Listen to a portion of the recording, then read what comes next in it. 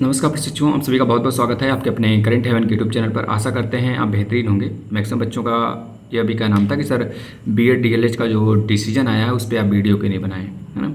तो प्रशिक्षु थोड़ा सा वर्क भी रहता है स्कूल का, इस वजह से थोड़ा सा लेट हो जाता है, विलम्ब हो जाता है। इस वजह से मैं देखते हैं सुबह के समय वीडियो नहीं आ पाता है, तो इसके लिए मैं क्षमा चाहूँगा। लेकिन हाँ, मैं इस टॉपिक पर बोलने का भरपूर प्रयास करूँगा और जो भी चीज़ें हैं मैं आपको वो चीज़ें बताऊंगा और आपके जो भावनाएं हैं उसको समझते हुए मैं अपनी बातों को संयम कर मतलब कि रखते हुए आपके सामने संयमित रखते हुए विराम दूंगा।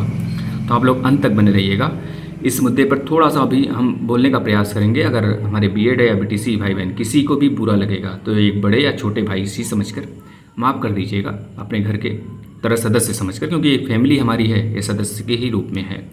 तो मैं माफ़ी चाहूँगा, पहले से ही बोल देता हूँ। अगर कोई ऐसा वर्ड निकल जाए जिससे कि हमारे बीएड वाले हों चाहे डीएलएड वाले मेरे भाई हों, उनको बुरा अगर लगे तो, क्योंकि दोनों मेरे लिए मेरे चहेते ही हैं एक तरह से देखा जाए तो।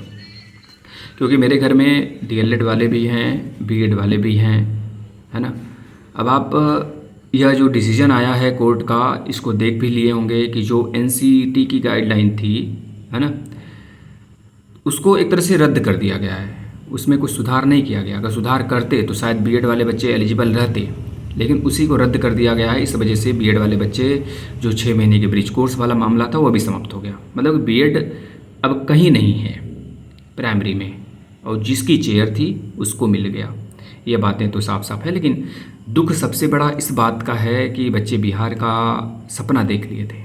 भले ही उत्तर प्रदेश में वैकेंसी अभी 4 साल बाद, 3 साल बाद, 2 साल बाद आए, चाहे जब आए, है ना, लेकिन बच्चों ने यह सपना देख लिया था कि भाई इस बार मुझे बिहार में नौकरी मिल जाएगी। और मैक्सिमम बच्चे बीएड वाले थे, किसी तरह बच्चे बीएड किए, घर वाले बीएड कराए। अब उनकी तमन्ना भी घर वालों की भी टूटी जब वो बताएंगे घर पे कि ऐसा कुछ हो गया है। तो मतलब समझ रहे हैं, एक बच्चे का यहाँ पे हर्ट नहीं हुआ है, पूरे फैमिली। हमारी भावनाओं को समझिएगा और डीएलएड वाले बच्चे भी समझिएगा, क्योंकि आपके पक्ष में है, आपका चेयर था, आपको मिलना था, आपको मिला, है ना। और जिस पे जिसका हक है वह चीज़ें सुप्रीम कोर्ट अगर डिसीजन ली है तो मतलब कि बहुत सही डिसीजन लेती है सुप्रीम कोर्ट, है ना। क्योंकि भाई वह न्याय करने वाली बॉडी है, अथॉरिटी है, तो जाहिर सी बात है एक तरह से वो न्यायिक बॉडी है, तो उसके ऊपर कोई टिक्का टिप्पणी नहीं कर सकता पूरा देश, है ना। लेकिन बीएड वाले बच्चे बिल्कुल भी परेशान न हों इस बात से कि आप किसी लायक न हो। मैक्सिमम बच्चों का कमेंट आया, जैसे कुछ लड़कियां हैं टेलीग्राम पे मैसेज की कि सर अब क्या करें सर, अब कुछ ही चारा नहीं है सुसाइड करने के सिवा। मतलब यह वर्ड बोलने में बहुत अच्छा लगता है ना, लेकिन सोचो आप अगर नौकरी नहीं पाओगे तो चल जाएगा, कुछ दिन लोग घर के निराश रहेंगे, लेकिन आप अगर इस दुनिया से ही चले जाओगे, अलविदा बोल दोगे, तो समझ रहे हो ना, बहुत बड़ा नुकसान सहेंगे आपके फैमिली वाले जो आपसे कुछ चाहते थे।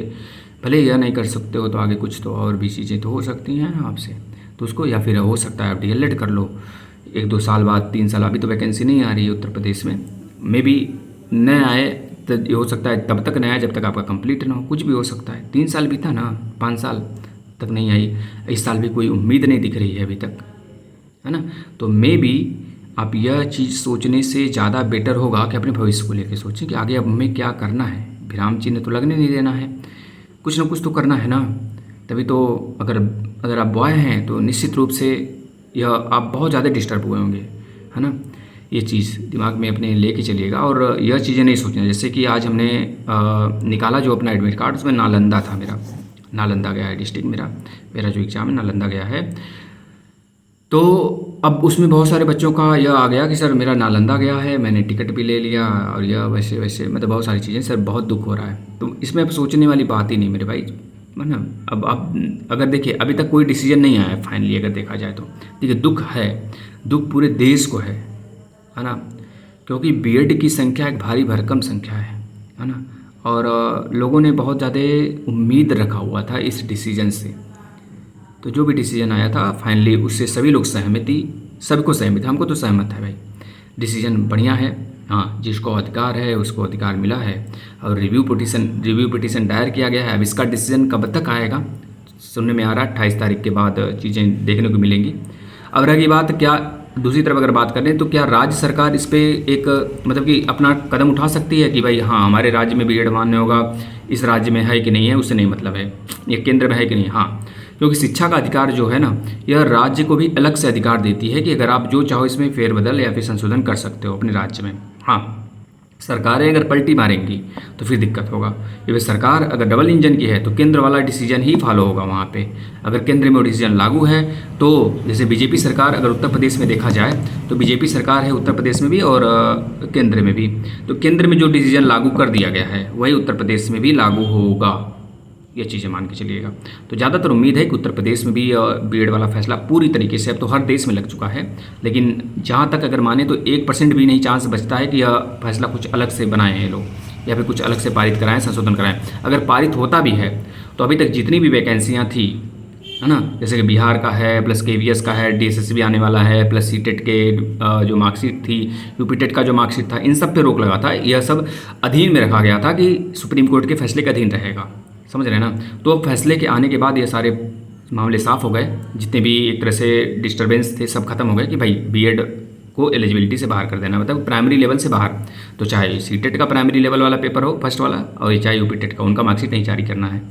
तो जो बच्चे डीएलएड करेंगे और डीएलएड किए होंगे उनका जारी कर दिया जाएगा। ये चीज़ें फाइनल हो गया, ये मतलब डिसीजन फाइनल हो गया।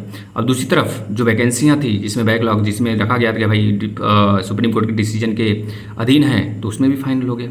अब आने वाली वैकेंसी जो होगी वो बिल्कुल फ्रेश आएगा, इस बात को लिखित रूप से आएगा, केवल डीएलएड होंगे, इसमें कोई विवाद होगा ही नहीं। तो यह विवाद अब थोड़ी सी शांत हो चुकी है ना। तो ये चीज़ें रही हैं और जो भी चीज़ें थी हमने तो बता दिया आपको, और सहानुभूति है सभी के प्रति, है हमारे बीएड वाले भाई बहन के प्रति। खैर जो भी डिसीजन आता है एक स्वच्छ और स्वतंत्र डिसीजन आता है सुप्रीम कोर्ट का, समझ रहे हैं ना। तो इस पर फाइनल जो पिटिशन दायर किया जाएगा बीएड वाले पक्ष की तरफ से, तो बहुत कम चांस होगा कि रिव्यू पिटिशन में जज जो हैं सुप्रीम कोर्ट के वो अपना फैसला बदलें। बहुत कम 1% चांस होता है, बदलने का चांस होता है, नहीं तो फाइनली 99% के केस में नहीं बदलता है। अभी तक के केसेस में ऐसे ही हुआ है। तो मे बी क्योंकि वो अपने ही डिसीजन को चुनौती नहीं दे सकते। एक बार हुआ था, एक बार हम और केस देखने को मिला था राम मंदिर के केस में, है ना।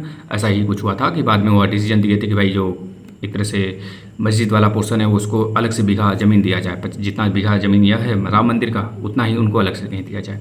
तो इसके लिए एक तरह से रिव्यू पिटिशन दायर किया गया था, तो फिर से फाइनल डिसीजन आया था। एक तो यह था और एक कोई और मामला था। उसके बाद से शायद रिव्यू पिटिशन का एक तरह से मतलब कि जज जो होते हैं अपने ही पक्ष को एक तरह से फिर से निराधार सिद्ध करके फिर से दूसरा फैसला सुनाए, क्योंकि वही होते हैं जज ना, वही जो फैसला सुनाए होते हैं। तो ये सब बहुत ज़्यादा, है ना, समझ रहे हैं, प्रोसेस बहुत लीगल कैटेगरी का, बहुत स्वच्छ और स्वतंत्र आते हैं जो भी आते हैं। क्योंकि इतना दिन वो सोचे जनवरी से लेकर अब तक, तो मतलब कि कुछ जो सोच के दिए होंगे तो मतलब ठोस या चीज़ें फैसला है। तो इसके लिए हमें नहीं दुख, थोड़ा सा है दुख, और दुख रहेगा भी, क्यों नहीं, क्योंकि हमारे ही भाई बहन हैं जो सपने सजो के रखे थे, अब टूट गया, है ना। तो खैर कोई बात नहीं, अभी लाइफ में बहुत सारी चीज़ करने को बाकी है। हो सकता है जो वह लोग जो वहाँ पे आप कर सकते थे उससे अच्छा आप यहाँ पे आप करो, है ना। तो अपने आप को या कभी मैं समझिएगा भाई हम चलेंगे अब आत्महत्या करेंगे, ये सब चीज़ें नहीं, क्योंकि फैमिली है आपकी, फैमिली आपसे 2 दिन 3 दिन 1 महीने तक नाराज़ रहेगी इस चीज़ को सोच के। खैर अगर आप जीवित रहेंगे, कुछ अच्छा कर सकते हैं तो बहुत चीज़ें आप दे सकते हैं फैमिली को। तो ये चीज़ें नहीं, आपसे अलविदा लेते हैं, अपनी वाणी को विराम देते हैं हम यहीं पे। जो भी चीज़ें अगर आपको उचित अनुचित लगा हो माफ़ी दीजिएगा, और अगर जो भी कुछ कहना है कमेंट बॉक्स आपके लिए खुला हुआ है, बिल्कुल ओपन है, आप कह सकते हैं। नमस्कार।